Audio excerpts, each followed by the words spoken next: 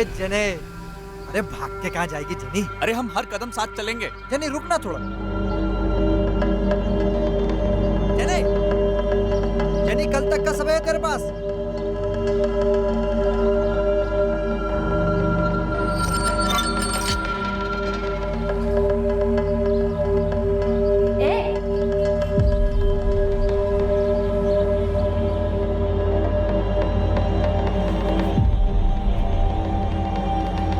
Jenny, jenny, jenny, क्या हुआ बेटा? क्या हुआ? बेटा बोल, हुआ क्या है? मामा, वो संजय और प्रकाश है ना, जब भी मैं स्कूल से वापस आती हूँ वो सीटी बजाते हैं, गंदी गंदी बातें बोलते हैं, पीछे लग जाते हैं, वो लोग छेड़ते हैं, वो जबरदस्ती गंदे गंदे वीडियोस दिखाते हैं मुझे।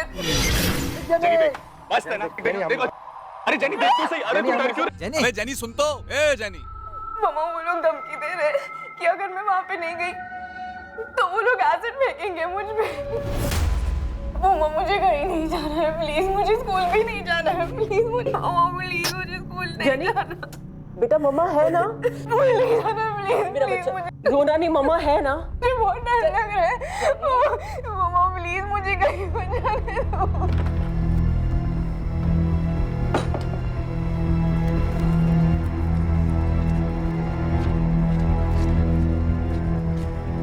रश्मि, हेल्प चाहिए तेरी, साथ चलेगी?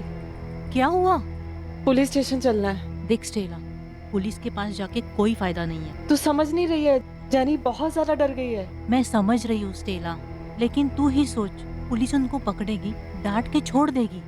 ये प्रकाश और संजय आवारा गुंडे हैं। वो दोनों धमकी दे रहे हैं कि जेनी का रेप कर देंगे, एसिड फेंक देंगे उसके ऊपर। देख, मुझे पूरी उम्मीद है कि हम पुलिस के पास जाएंगे ना तो वो हमारी हेल्प करेगी। लेकिन स्टेला तू सोच, इन गुंडों को ज्यादा से ज्यादा 1-2 महीने की सजा होगी, लेकिन 1-2 महीने के बाद वो जेल से बाहर आएंगे ही ना। उसके बाद वो जेनी के साथ क्या कुछ नहीं कर सकते। रश्मि, फिर तू ही बताना क्या करना चाहिए। ऐसा को तो ना जान से मार डालना चाहिए।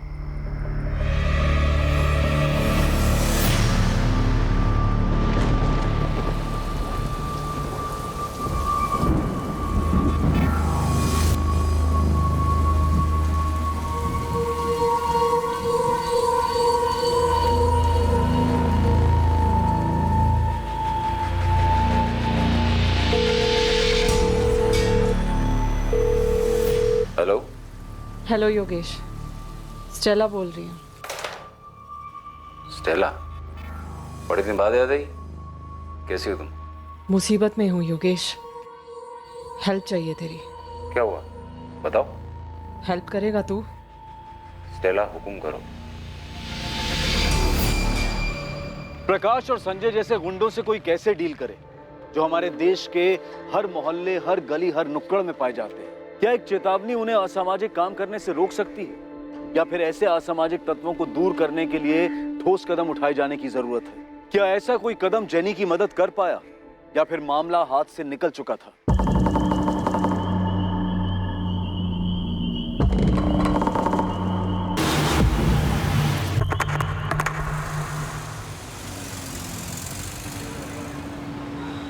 पायल जल्दी कर, कभी तो कॉलेज टाइम पे पहुंच। हाँ हाँ माँ, बस आ रही हूँ, बुक्स ही नहीं मिल रही थी। तेरा तो रोज का है, चल खा जल्दी जल्दी। हेलो, गोविंद देसाई का घर है? हाँ लेकिन वो घर पे नहीं है, आप उनके मोबाइल पे फोन कर लो। आप कौन बोल रही हैं? मैं उनकी वाइफ सुजाता देसाई। आप कौन? मैं कस्तूरी मार्ग पुलिस स्टेशन से सब इंस्पेक्टर वरुण नाडकर्णी बोल रहा हूँ। जी बोलिए। आपके पति घर कब से नहीं आए? जी वो कल निकले थे, रात में नहीं लौटे। लेकिन आप क्यों पूछ रहे हैं? हमें आपका नंबर आपके पति के मोबाइल फोन से मिला, होम नाम से सेव किया था। मैं अभी कस्तूरी फाटा के पास हूँ, यहाँ पे आपके पति की डेड बॉडी मिली। ये क्या बोल रहे हैं आप? आपको गलतफहमी हुई होगी, ऐसा नहीं हो सकता, वो नहीं हो सकते। हमें उनके पर्स से उनका आइडेंटिटी कार्ड मिला, मैं आपको फोटो भेजता हूँ। माँ, माँ क्या हुआ? किसका फोन था? माँ किसका फोन था? पुलिस का फोन था। पुलिस? क्यों? गोविंद की बॉडी मिली है। क्या? निकाल कर मारा गया है। गाड़ी के अंदर कोई खून के निशान नहीं है और ना खून साफ करने कोई निशान नहीं है। हमने घास में देख लिया है, यहाँ पर कोई हथियार नहीं पाया गया है। इसे यहाँ पे बुलाया गया होगा गायकवाड़, इसे नहीं पता होगा, इसे गाड़ी से उतार के मार देंगे।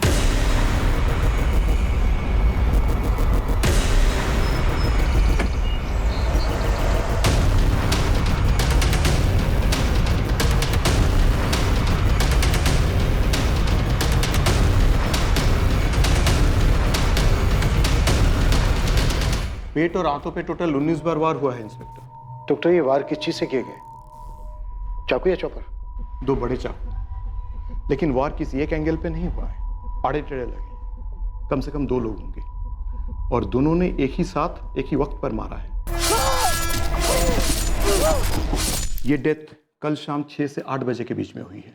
मर्डर के बाद कोई सामान चोरी नहीं हुआ, ना गाड़ी, ना पैसे, ना मोबाइल, यहाँ तक कि गोल्ड ज्वेलरी भी। मोबाइल तो वैसे भी अब कोई नहीं चुराते इंस्पेक्टर। सब जान गए हैं कि क्रिमिनल्स को पुलिस मोबाइल ट्रैक करके पकड़ लेती है। बाकी की चीजें क्यों नहीं चुराई?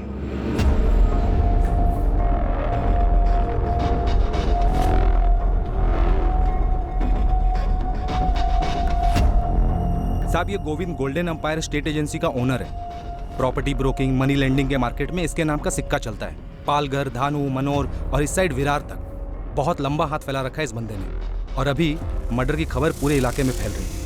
तुरंत काम पे लग जा पीटर, ये काम जरूर किसी हिस्ट्री शीटर का है। और याद रखना, 2 लोग होंगे। साहब, आपने बताया कि उसका कुछ चोरी नहीं हुआ, तो फिर पक्का इसके नाम की सुपारी निकली होगी। कोई इसका मर्डर ऐसे ही तो नहीं करेगा।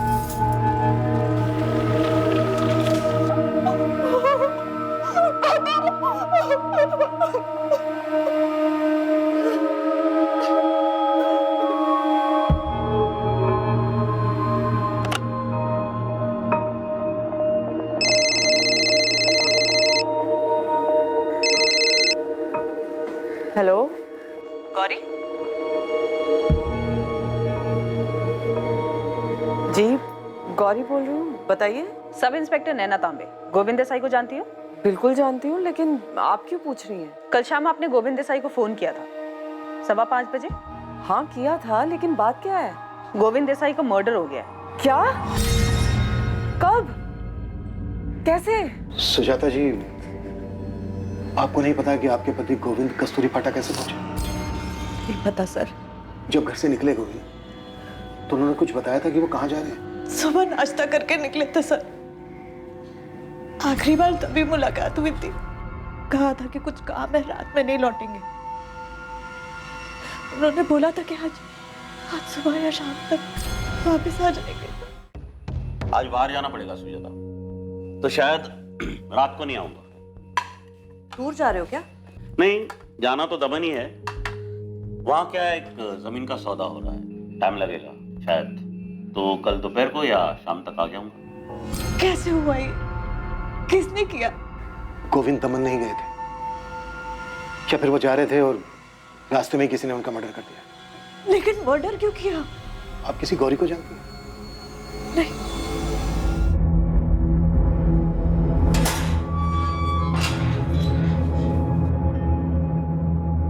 नमस्ते ईश्वर भाऊ जी। तू पता लगा ये कैसे हुआ? किसी ने भी किया हो ईश्वर भाऊ, अपना क्या है, अपना तो काम हो गया। लेकिन जीतू, ये काम किसका है? मालूम करता हूँ, थोड़ा टाइम लगेगा। आज सुबह ही गोविंद की बॉडी मिली है, इसका मतलब है कल रात ही उसका मर्डर हुआ होगा।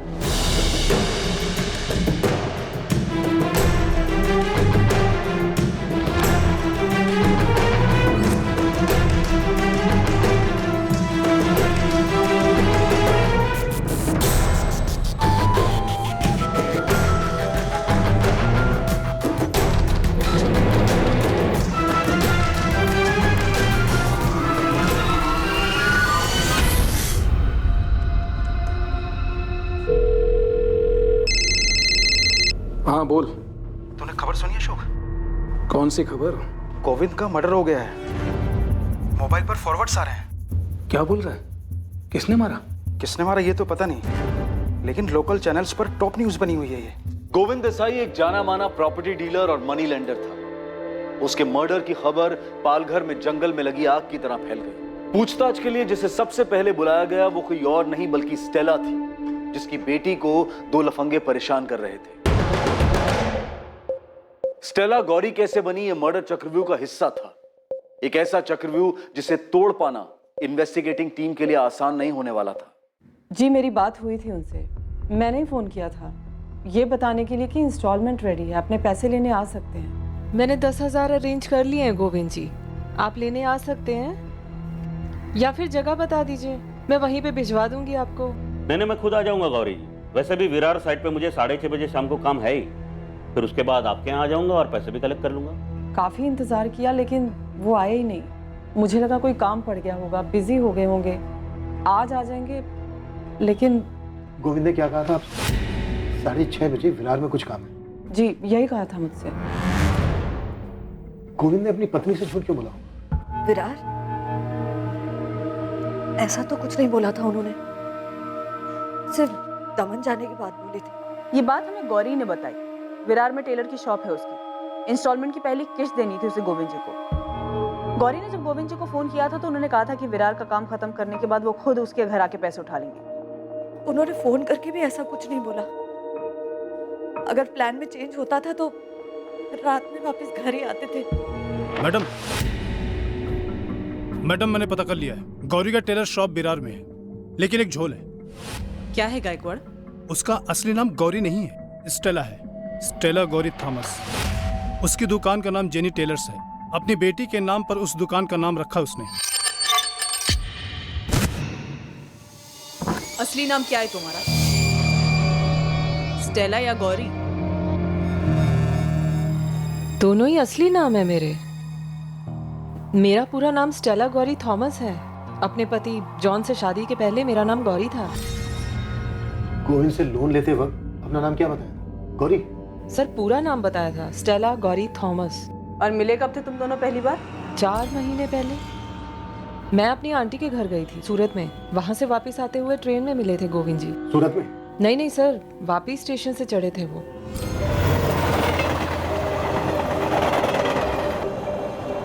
मुझे गोविंद जी एक अच्छे आदमी लगे। हमने बातचीत शुरू की तो उन्होंने मुझे बताया कि वो प्रॉपर्टी और मनी लैंडिंग के बिजनेस में है। तो मैंने उनसे पूछा कि अगर कभी मुझे पैसे की ज़रूरत पड़ी तो मेरी मदद करेंगे क्या? वो मुझे लोन देंगे। गोविंद जी ने कहा कि मुझे लोन देंगे, बिल्कुल लोन देंगे, लेकिन मुझसे वजह भी पूछी कि मुझे पैसे क्यों चाहिए। तो क्या वजह बताई तुमने? मुझे मेरी बेटी जेनी को इंजीनियरिंग एंट्रेंस एग्जाम्स की कोचिंग क्लासेस में भेजना था। मैंने गोविंद जी को भी यही वजह बताई थी। तो ये क्लासेस तो काफी महंगी होती हैं।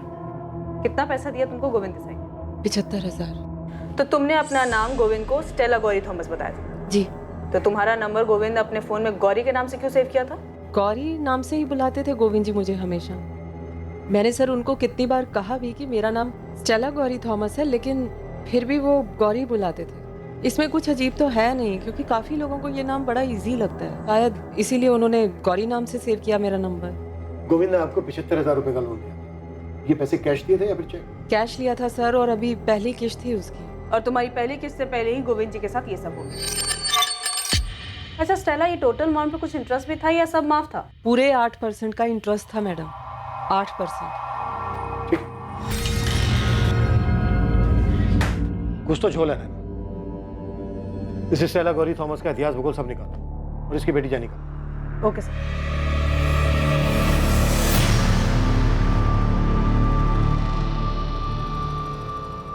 स्टेला की बेटी जेनी अब स्कूल से अपने घर बिना डरे सुरक्षित वापस आती थी। अब उसे ना किसी छेड़छाड़ की चिंता थी और ना ही किसी के द्वारा उत्पीड़ित किए जाने का डर था।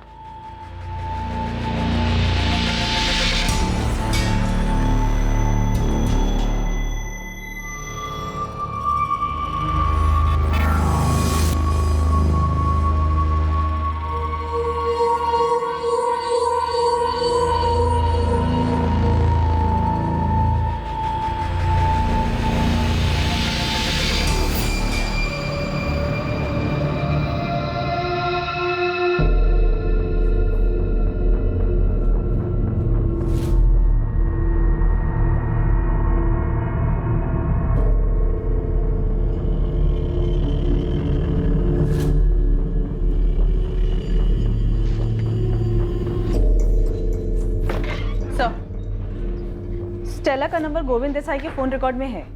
स्टेला गोविंद को 4 महीने पहले मिली थी, तब भी उसका ये नंबर रिकॉर्ड्स में। Yes sir. कुछ तो गड़बड़ है नैना।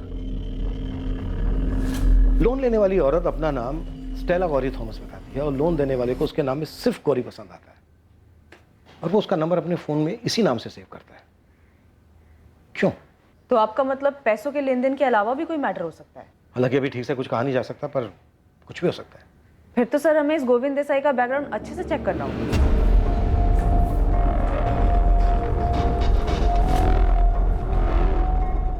सुजाता जी, यहाँ बहुत से नामों के सामने पैसे लिखे हुए हैं। आपके पति ने काफी लोगों को पैसे दिए थे। उनके काम के बारे में ज्यादा डिटेल में कुछ भी नहीं मालूम सर। तो फिर कौन बता सकता है? अभी तो कोई नहीं। पिछले 6 महीने से गोविंद अपना काम खुद ही संभाल रहे थे। और 6 महीने पहले? जी, लक्ष्मण। मैंने उससे बात कर ली है। 6 महीने पहले जितनी भी प्रॉपर्टी डीलिंग्स हुई हैं और जितने भी लेन देन है, उसकी डिटेल्स आपको दे देगा। आपके पति के कोई ऐसे दोस्त हैं जिनसे हम बात कर सकें? 2 हैं, अशोक और नरेश। वो उनके बहुत पुराने दोस्त हैं। हमें उनके नंबर चाहिए। जी। सुजाता जी, क्या आपको किसी पे शक है कि आपके पति गोविंद के साथ ऐसा कौन कर सकता है? देखिए, क्राइम सीन वैसा का वैसी था, ना कुछ छुपाया गया ना मिटाया गया, कोई छेड़छाड़ नहीं हुई, आपके पति का सामान भी चोरी नहीं हुआ। 100% ये मर्डर किसी पर्सनल मैटर की वजह से हुआ। सर, अंदाजा लगाना तो बहुत मुश्किल है। मेरे पति बहुत अच्छे आदमी थे सर। सर, आप किसी गौरी के बारे में पूछ रहे थे, वो कौन है? हाँ, यहीं विरार में रहती है, स्टेला गौरी थॉमस। आप कुछ याद करके बता सकती हैं कभी आपके पति ने इस नाम का कोई जिक्र किया हो? सर, वो हमें अपने काम से दूर ही रखते थे। कभी कहीं आना जाना होता था तो बता देते थे। उस दिन भी बताया था कि दमन जा रहे। देखिए, दमन जाने की कोई भी बात हमारे सामने नहीं आई है।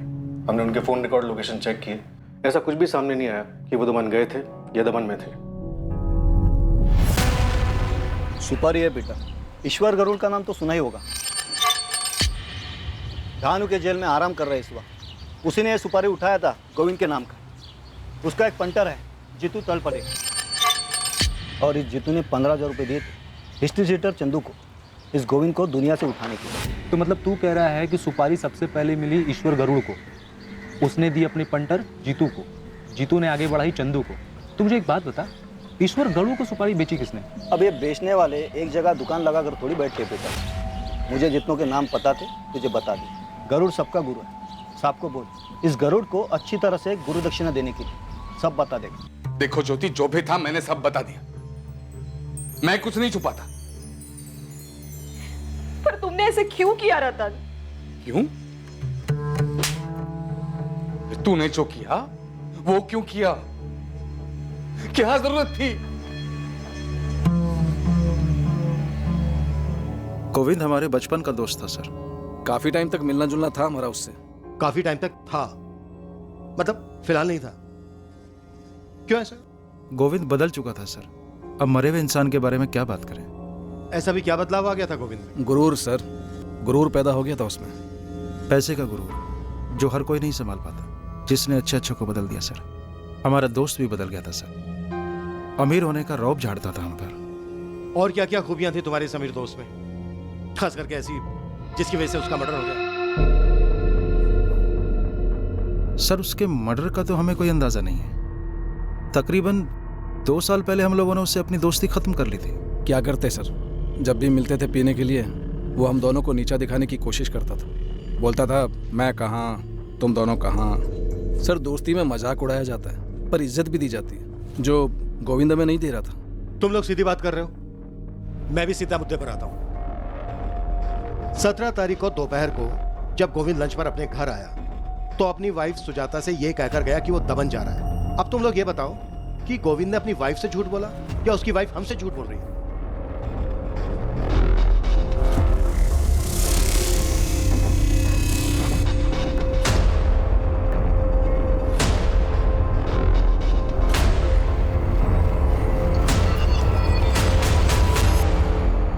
अब सर, ये हम कैसे बता सकते हैं कि सुजाता वेनी सच बोल रही है या झूठ?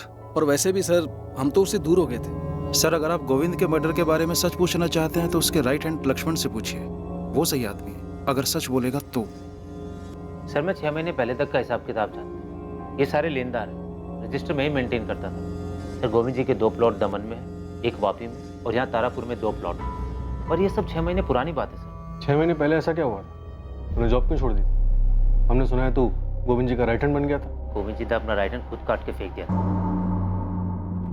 लक्ष्मण, ये तेरे रजिस्टर में रमाकांत के 20,000 कहाँ से पैदा हो गए बे? ये क्या बोल रहे हो भाऊ? 15 तारीख को आपको कैश दिया था, आपने तो एंट्री की थी। अच्छा, मेरी डायरी में तो एंट्री है नहीं इसकी। लिखा है क्या कुछ इधर? केड़ा समझा मेरे को? हाँ, ये धंधे में तेरा बाप हूं मैं साले, समझा ना? भाऊ ऐसे बात मत करो, गलती आपसे हुई है, एंट्री आपने नहीं की। मुझसे गलती हुई? मुझसे गलती हुई? ठीक है। ये मुकेश पवार ने 30,000 रुपए दिए। देख ना, इधर देख, तूने लिखा है ना। कहाँ है पैसे? कहाँ है पैसे? कहाँ है? देखो भाऊ ऐसा कुछ उल्टा सीधा मत बोल। जब भी कैश आता है उसको काउंट करता हूँ, आपको देता हूँ, उसके बाद रजिस्टर में एंट्री करता हूँ। आप अचानक से बोलोगे तो कैसे याद दिलाऊं भाऊ? भाऊ पिछले 3 साल से इस ऑफिस में काम कर रहा हूँ, आप अचानक से ऐसा नहीं बोल सकते। 3 साल से तू काम नहीं कर रहा है। 3 साल से ना तू सिर्फ मुझे छूना लगा रहा है। अब तक तू लखपति बन गया होगा। कितने पैसे बनाए रे? कितने पैसे बनाए? बोलना बोलना। सर ऐसे कैसे थप्पड़ मार सकते? थप्पड़ सर सीधा दिल पे लगा। उसने बोला निकल जा, मैं निकल गया सर। तो सच में घपला करता था? सर मेरा नाम लक्ष्मण है, गोविंद नहीं। ईमानदारी से काम करता हूँ, कोई घपला नहीं किया सर मैंने। तो तेरे कहने का मतलब है गोविंद घपला करता? अब मरने वाले के बारे में बुरा क्या बोलूं? वही नहीं की इज्जत करता हूँ। वो खुद से नहीं मरा है लक्ष्मण, उसे मारा गया। बोलना तो तुझे पड़ेगा। क्या बोलूंगा सर? इस लिस्ट में जितने लेनदार है ना, किसी से भी पूछ लो, कोई कुछ नहीं बोलेगा। और बहुतों को तो सर पता भी नहीं होगा। तुझे तो पता है, तू बोल। सर मजबूर लेनदारों की बीवियों के साथ सोता था, दिन रात सब एक थी उसकी। बहुत औरतों को अंदर आते देखा, किसकी बीवी है मुझे नहीं पता, पर मैं सिकंदर के शैतान को पहचान गया था। ऐसे कितने लेनदारों की इंस्टॉलमेंट माफ कर देता था। मैं कुछ पूछता था तो बोलता था, ए तेरे बाप का पैसा है क्या? झापड़ मारा सर, पर मैंने कोई घपला नहीं किया सर। साला 1 नंबर का सुजाता वहीने को तो उसकी करतूतों के बारे में पता भी नहीं होगा। दमन बोल के गया था, यही है जो गौरी है उसके साथ। इधर भी कुछ उल्टा सीधा किया होगा सर। तो गौरी को जानता है? Stella Gauri Thomas? नहीं सर, बड़ा अजीब सा नाम है, पहले कभी नहीं सुना था, लेकिन वैनी ने बताया उसके बारे में। मेरे टाइम पे कभी गौरी ने कोई लोन नहीं दी। तूने किसी मुकेश पवार का जिक्र किया था, इसमें लिखा है कि मुकेश ने 15 लाख रुपए लिए थे। कितना पैसा लिया था उसने? हाँ सर, 1 साल पहले लिए थे, बल्कि मुकेश जी तो 30,000 रुपये मुझे पकड़ा के भी गए थे। तो बस 30,000 है मुकेश भाव, तो थोड़ा इंटरेस्ट कम करवाते तो। अरे मैं कौन सा मालिक हूँ मुकेश भाव, इसके लिए गोविंद भाई से बात करो ना। तो गोविंद और उसके कपड़ों के बारे में काफी कुछ जानता। चल एक तुक्का लगा, किसने मारा होगा गोविंद को, और हम तुझे जाने देंगे। सर मैं कैसे बता सकता हूँ, लेकिन 100% इन्हीं लेनदारों में से किसी एक का गुस्सा उतरा है सर। गोविंद बहुत नीचे से उठा था। उनके दोस्त अशोक जी और नरेश जी से आपकी बात हुई है ना सर, जैसे वो बड़ा बना ना, गरीबी भूल गया, चमड़ी था 1 नंबर का। 1 करोड़ सब जानता हूं मैं, जो नहीं जानता हूं वो पूछ रहा हूं। अगर जरा भी नाटक किया ना तो चमड़ी उधेड़ के रख दूंगा। नाटक तो सुपारी में हुआ था, एक ही आदमी का डबल सुपारी कैसे निकला मेरे को नहीं मालूम साहब। एक पहले मत हो जा, नहीं तो ऐसा तोड़ूंगा कि जिंदगी में कभी सुलझ नहीं पाएगा, समझा? अरे मैं सच बोल रहा हूँ साहब, गोविंद का सुपारी मेरे को 13 जुलाई को मिला था, लेकिन मेरा किस्मत खराब कि 14 को मेरे को आरके ज्वेलर्स की केस में अंदर जाना पड़ा। तो फिर मारा कैसे उसको? अरे मैंने थोड़ी मारा साहब, 17 तारीख तक तो मैं कोर्ट के चक्कर में फंसा हुआ था। 17 को जैसे फ्री हुआ, मैं जेल में बुलाया अपने पंटर जीतू को। नमस्ते ईश्वर बाबू, 5 दिन लेट हो गए और ज्यादा लेट नहीं होना चाहिए। गोविंद देसाई, कल के कल टपका डाल इसको। अपने तरफ से तो 18 को ही इसका गेम बचने वाला था, लेकिन 18 को मेरे पंटर ने बताया कि 17 को शाम को उसको ऑलरेडी किसी ने आउट कर दिया था। अपनी तकदीर तो इंग्लैंड टीम जैसी निकली। बॉल को बैट लगा, ओवरथ्रो का 4 रन मिल गया, टपकाने का पैसा तो एडवांस में मिला ही था साहब। तो फिर किसने मारा गोविंद को? अभी पता नहीं चला साहब, गेम तो कोई और ही बचा है। लेकिन साहब इस मैटर में अपन का नाम नहीं लिखना साहब। मैं जीतू को बोला है जल्दी से जल्दी मालूम कर, जैसी खबर मिलती है मैं आपको खबर कर दूंगा साहब। देख, ये केस मुझे जल्दी से जल्दी क्लोज करना है। अब तू ये बोल, तुझे सुपारी किसने दी? ओ, रतन देशमाने नाम है उसका साहब। क्या लफड़ा था उसका गोविंद के साथ? अब साहब सुपारी देने वाला ये सब थोड़ी ना बताता है साहब। धंधे का उसूल है, आम खाने का गुठली नहीं गिनने का।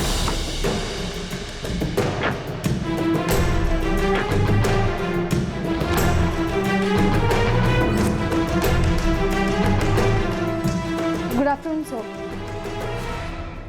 आपने बुलाया सर? सोनाली, तुम्हारी प्रॉब्लम क्या है? तुम्हारी वजह से रोज कोई ना कोई बवाल खड़ा होता है। मुझे कोई प्रॉब्लम नहीं है सर। तो फिर तुम्हारी ये अजीब बिहेवियर की वजह क्या है? तुम मेरी इकोनॉमी से क्लासेस तो रेगुलरली मिस करती हो, ऊपर से जो भी क्लास अटेंड करते हो वहां तुम्हारे बेतुकी सवाल की वजह से क्लास का वक्त जाया होता है। सर सवाल करने से वक्त जाया होता है? No Sonali, I am not saying that, लेकिन तुम जो भी सवाल करो सिलेबस के हिसाब से करो। तुम इंटेलिजेंट हो, पर इसका मतलब ये तो नहीं ना कि तुम सिलेबस के ऊपर ही सवाल करो या अपने प्रोफेसर को उल्टे सवाल पूछो। एक बात गांठ बांधो, जिंदगी में कुछ भी आइडियल नहीं होता। हम सिलेबस में पढ़ाते हैं कि बैंकिंग सिस्टम की वर्किंग मेथड क्या है, बैंक कैसे काम करता है या उसे कैसे काम करना चाहिए। दुनिया में ऐसा नहीं होता है, नहीं होता है तो क्यों नहीं होता है, ये सारे सब्जेक्ट्स पर घंटों तुम बहस नहीं कर सकती हो। अमीर और वेल एस्टैब्लिश कॉर्पोरेट्स बिना लोन चुकाए कैसे बच जाते हैं, जबकि एक आम आदमी अपनी मजबूरी के चलते अगर लोन की सिर्फ एक किश्त नहीं भरता है तो बैंक उसका जीना दुश्वार कर देती है। एनपीए की वजह से हुआ लॉस आम आदमी से वसूला जाता है, जबकि लोन पास करते टाइम आम आदमी को लाखों सवालों का जवाब देना पड़ता है, तब जाकर बड़ी मुश्किल से उन्हें लोन मिलता है।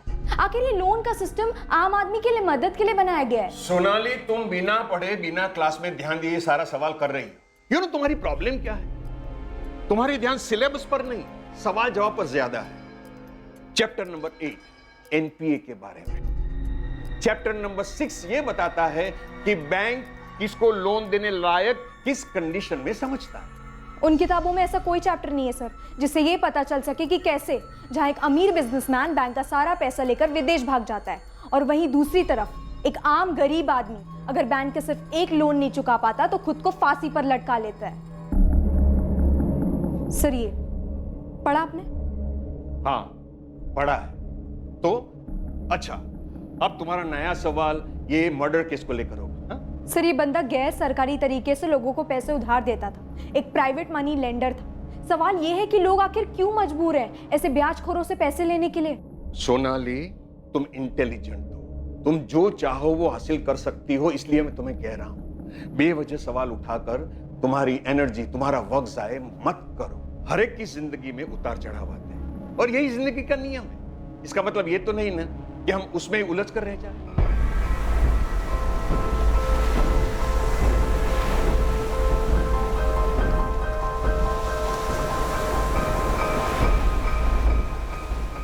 गोविंद देसाई की हत्या पक्के तौर पर सुपारी किलिंग से हुई थी। हत्या करने वाले ने उसकी कोई चीज नहीं चुराई थी। तो क्या हत्यारे को इस बात के कड़े निर्देश दिए गए थे? क्या यह हत्या किसी के मन में पल रहे गुस्से के ज्वालामुखी फटने का नतीजा था, जिसमें पैसे से बढ़कर भी कोई और चीज थी? और क्या इसका ताल्लुक अतीत से था? हाँ, दी थी मैंने सुपारी। गुस्सा था उस गोविंद से, मार डालना चाहता था उसको, अपमानित महसूस कर रहा था। ईश्वर गरुड़ क्रिमिनल है।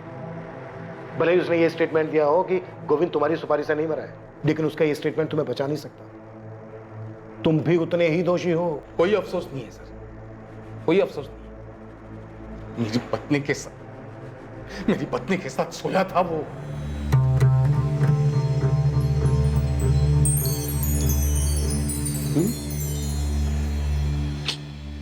बैठना रे, बैठना। मैं क्या बोलता हूँ, तेरे हस्बैंड के लोन के 5% माफ।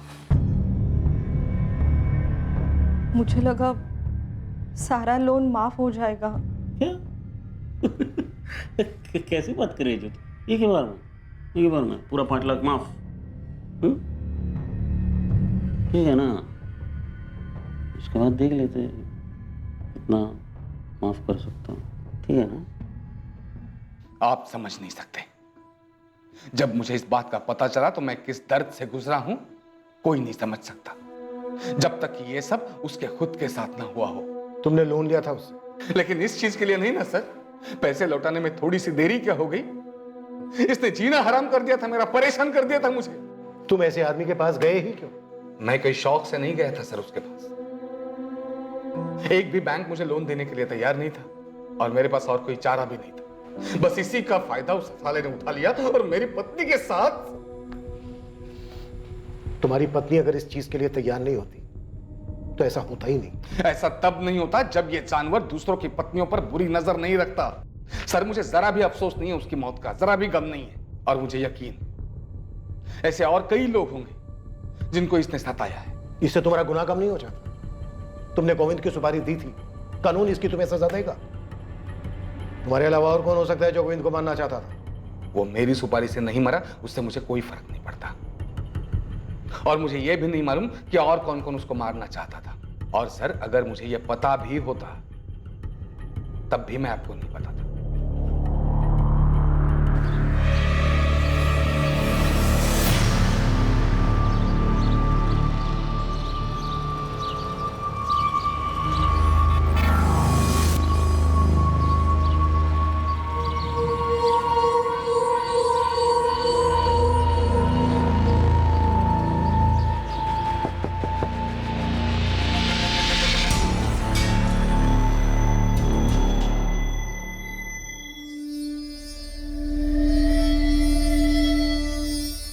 क्या हुआ मम्मा? कहाँ क्या हुआ? आपकी शक्ल को इतनी उतरी हुई क्यों है? कुछ नहीं। मम्मा, जब से वो पुलिस ने उस गोविंद के बारे में पूछताछ के लिए बुलाया, बहुत परेशान लग रही है। तू ज्यादा ही सोच रही है, ऐसा कुछ नहीं। खाना खाना खा, बैठ के खाना खा।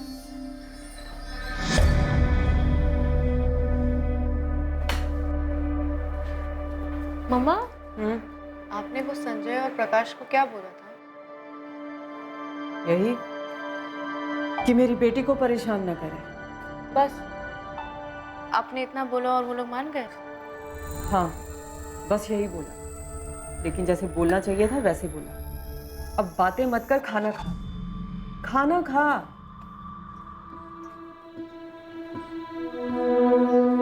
माँ, क्या आप जानती थी कि पापा क्या करते थे? नहीं, और तू भी अपने कान बंद कर ले। लोग क्या कहते हैं वो सब मत सुन। मरने वाले लोगों के बारे में बुरी बातें नहीं करते। पर मैं जानती थी जब वो जिंदा थे तब भी कि वो क्या करते थे। लेकिन अब ये बातें करके क्या फायदा? हमें तकलीफ ही होगी। वैसे भी कहा जाता है कि लोगों को अपने किए का फल जरूर मिलता है।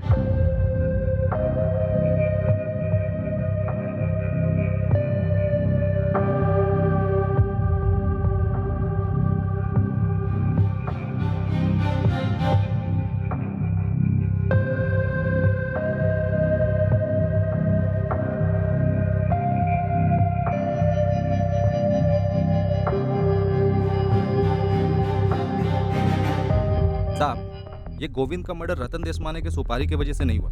इसके पीछे दो अलग बंदों का हाथ है, ईश्वर और उसका राइट हैंड जीतू। इन लोगों ने सब अरेंज किया था।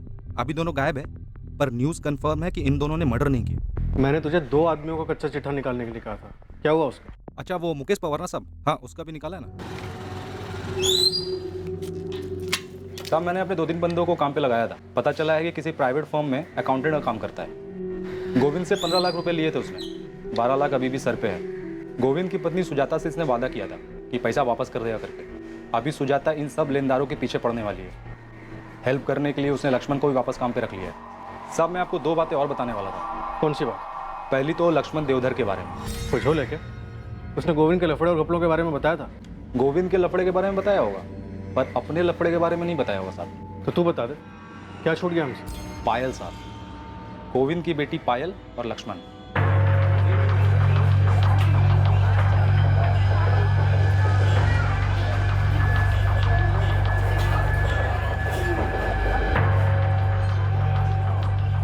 तेरा मतलब है पायल और लक्ष्मण के बीच में चक्कर है? लग तो रहा है साहब। मतलब अकेले में बहुत मिलते हैं लोग, खाली दोस्त तो नहीं हो सकते। पायल की माँ सुजाता, उसे पता है क्या? अब ये तो वही बता सकती है साहब। हालांकि उसने लक्ष्मण को वापस काम पे तो रख लिया है। गोविंद के धंधे के बारे में बहुत नॉलेज है उसको। और दूसरी बात? दूसरी बात ना 2 साल पुरानी है। अपने पालघर में एक सुसाइड हुआ था, विनोद विचारे नाम था मरने वाले का।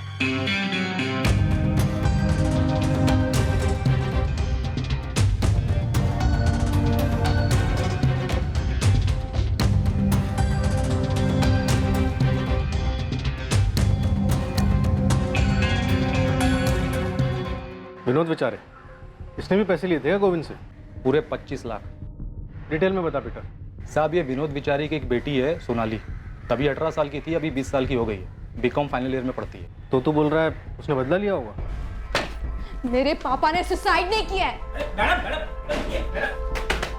ये एक कोरा कागज है, लेकिन इस पर एक चीज लिखी हुई है जो तुम्हें दिखाई नहीं देगा, और वो ये है कि मेरे पापा ने सुसाइड नहीं किया, बल्कि उनका मर्डर हुआ है, वो भी तूने किया।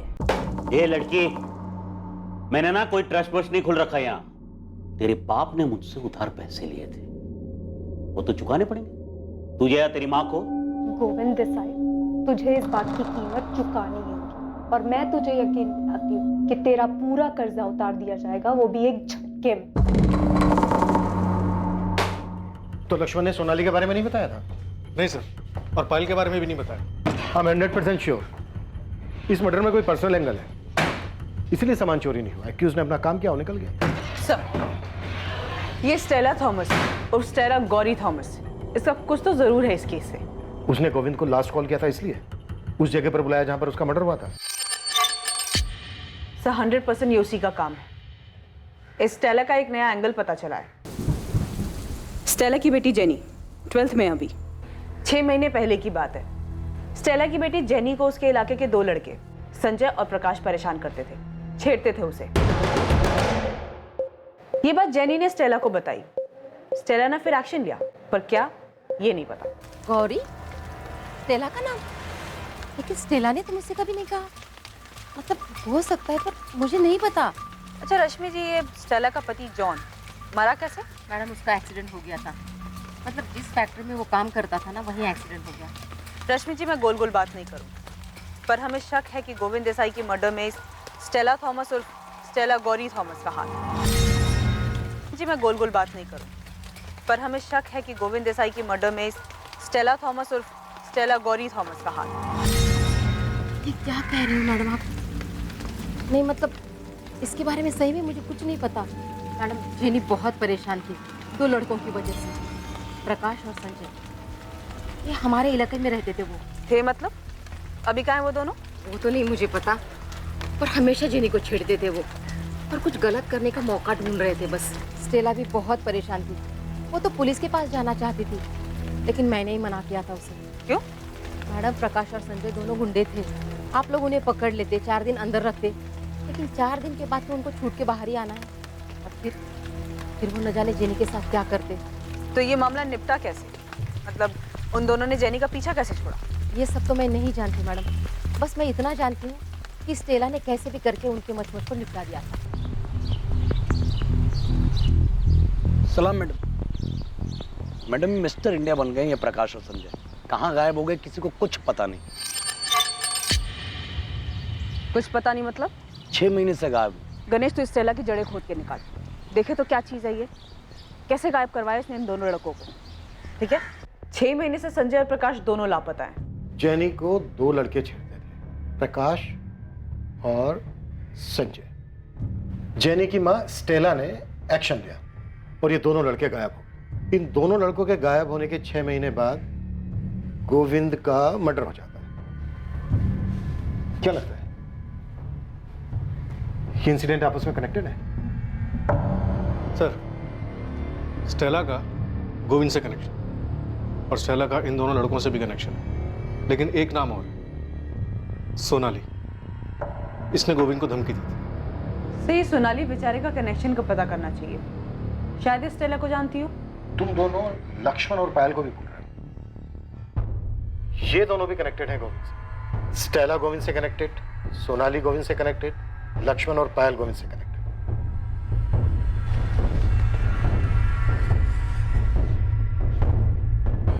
है क्या ये चक्रव्यूह? योगेश, पुलिस पूछ रही थी। क्या बोलूं मैं? ये तुमने किया क्या है प्रकाश और संजय के साथ? तू टेंशन मत ले स्टेला, अब वो दोनों कभी वापस नहीं आने वाले। जेनी सेफ है।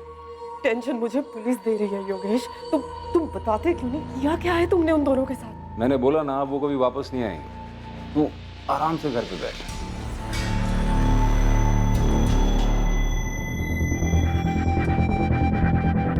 सोनाली, क्या किया है? ये सब नियति का खेल है माँ, कर्मा। उसने जो किया उसके कर्मों का फल उसे आखिर में मिल ही गया है। उसने जो हमें दिया था वो वापस चुकाया जा चुका है। हिसाब दोनों तरफ से बराबर होना चाहिए। अब हो चुका।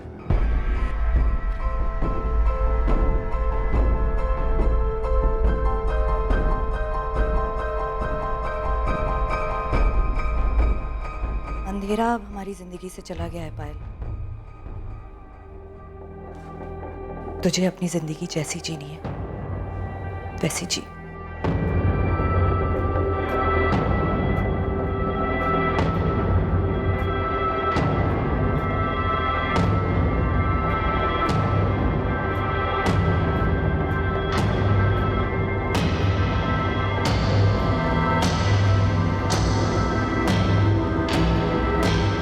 अगर गोविंद की हत्या करने के लिए चक्रव्यूह रचा गया है तो इस कनेक्शन और मकसद को समझने के लिए हमें इनके इर्द गिर्द भी चक्रव्यूह रचना होगा।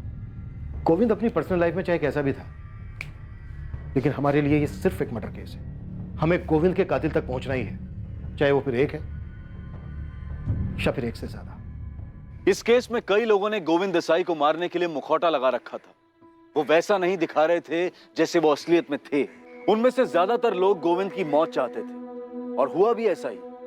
लेकिन जिन लोगों ने यह चक्रव्यूह रचा था उनके बीच का कनेक्शन पता कर पाना आसान नहीं था। इस जुर्म का जाल इतनी बारीकी से बुना गया था कि इसका कोई सिरा खुला नहीं था जिसे पकड़कर पुलिस इस जाल को सुलझा पाती। लेकिन यह ऐसा मर्डर नहीं था जिसे फाइलों में दबने के लिए छोड़ दिया जाता। पुलिस अपराधियों तक पहुंची। अपराध करने वाले और उसकी साजिश रचने वाले के बारे में जानना चौंकाने वाला था। कल इस केस के दूसरे और आखिरी भाग में हम पता करेंगे कि आखिर किसने रचा था ये चक्रव्यूह। अब मैं अनूप सोनी आपसे विदा लेता हूं, फिर मुलाकात होगी। और याद रखें, क्राइम और आपके बीच में सिर्फ इतना फर्क है कि आप कितने सतर्क हैं। सतर्क रहें, सुरक्षित रहें।